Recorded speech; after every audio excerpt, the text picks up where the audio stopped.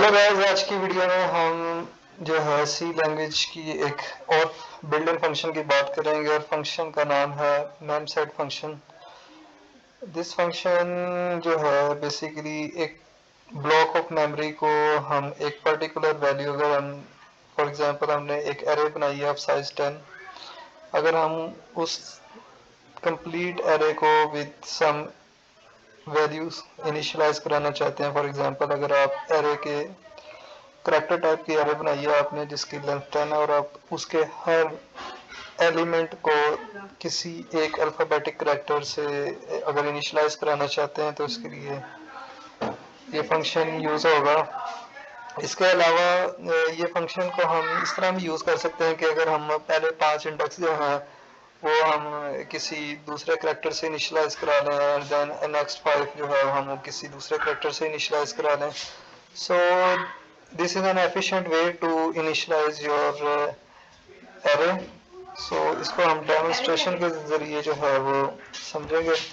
एक character type की array बनाते हैं जिसका जो साइज है वो हम देते हैं 10 और उसके बाद हम यूज़ करेंगे नेम सेट फंक्शन।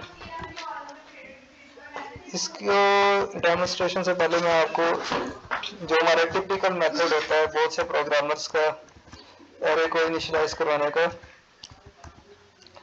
वो पहले देखेंगे कि हम आमतौर पर अगर एरे को इनिशियलाइज करवाते हैं तो हम किस तरीके से इनिशियलाइज करवाते हैं। हम टिपिकली इसी तरीके से एक फॉर लूप का यूज़ करते हुए जो है हम एरे को किसी एक वैल्यू से जो भी हम चाहते हैं उससे इनिशियलाइज कराते हैं, जैसे कि हम अभी इनिशियलाइज करवाएंगे भी।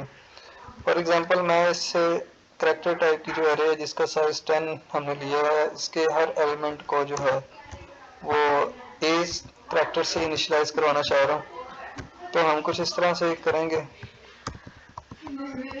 Let's run this program and see the output. So अगर अभी तो आपको आउटपुट स्क्रीन पे कुछ नहीं दिखाएगा। एक हम इस एरे फॉर लूप को कॉपी करते हैं और इसको प्रिंट करके भी देखते हैं कि वाकई क्या हमारी जो एरे है वो करैक्टर ए से इनिशियलाइज होगी। इसके लिए हम यहाँ पे यूज़ करेंगे प्रिंट फंक्शन को। जैसा कि हमने करैक्टर प्रिंट करना है तो इसके लिए हम यूज़ करेंगे %c और इसको प्रिंट करके देख लेते हैं अभी।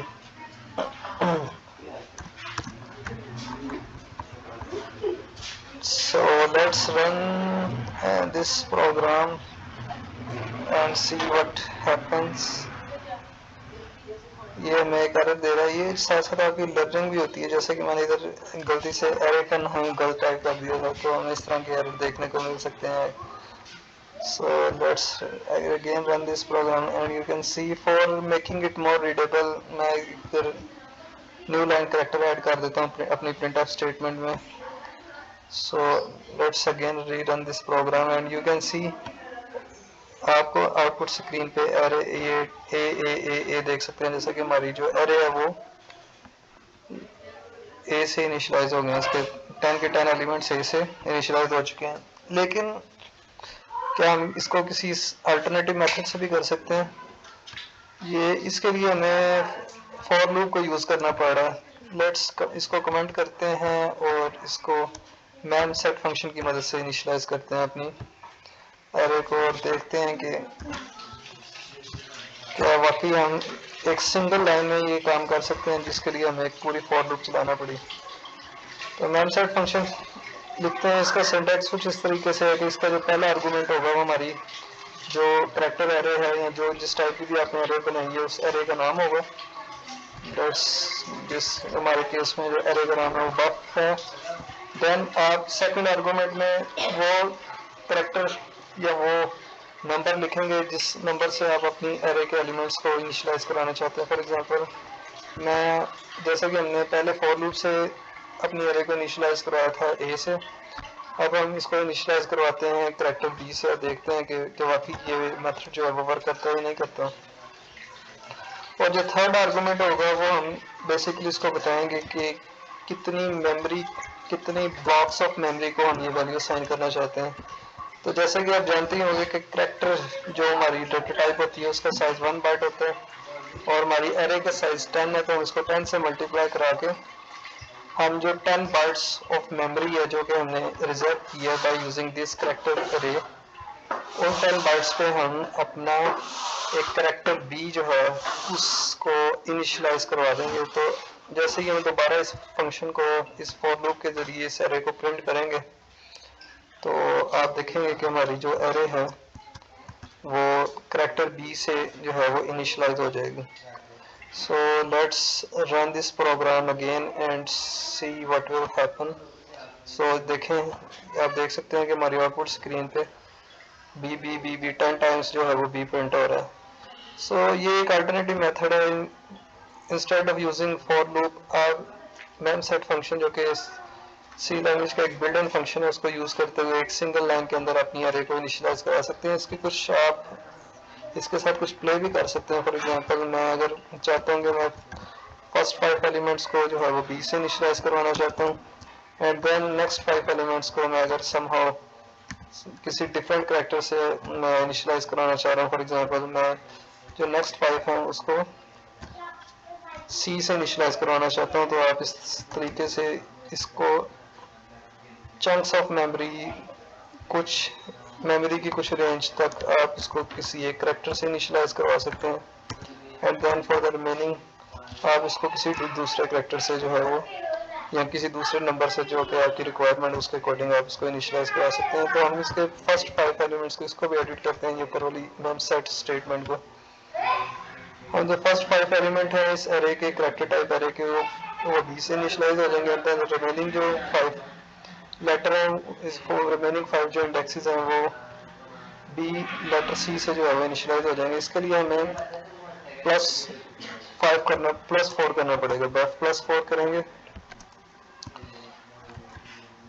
क्योंकि हम पहले 5 इनिशियलाइज करवा रहे हैं बी से तो हमें +5 करना पड़ेगा। ठीक है, तो अब जैसे हम इस प्रोग्राम को अगेन रन करेंगे तो हमारे जो एरे है जो कि साइज जिसका साइज 10 है उसके फर्स्ट 5 एलिमेंट जो हैं वो बी से इनिशियलाइज हो जाएंगे एंड देन द नेक्स्ट 5 जो एलिमेंट्स हैं हमारे एरे के वो जो है कैरेक्टर सी से इनिशियलाइज हो जाएंगे। इसको रन करके भी देख लेते हैं।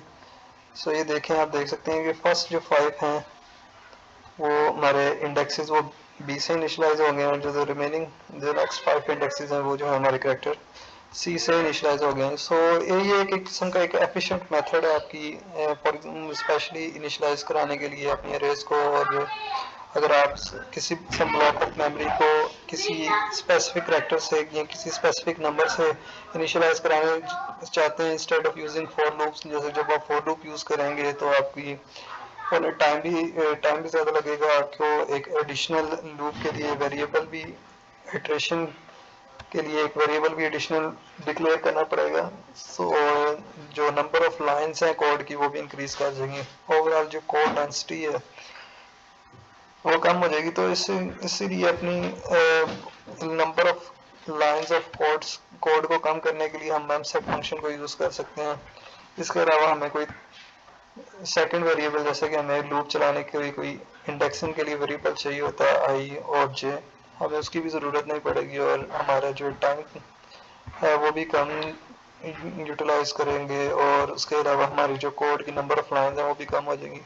सो ये एक बहुत अच्छा फंक्शन है सी लैंग्वेज का जिसके जरिए आप जो है ब्लॉक ऑफ मेमोरी को जो है इनिशियलाइज कर सकते हैं। अगर आप मेरे कंटेंट को पसंद कर रहे हैं तो इसे चैनल को सब्सक्राइब करें, वीडियो को लाइक करें और अपने दोस्तों के साथ भी शेयर करें। Good bye.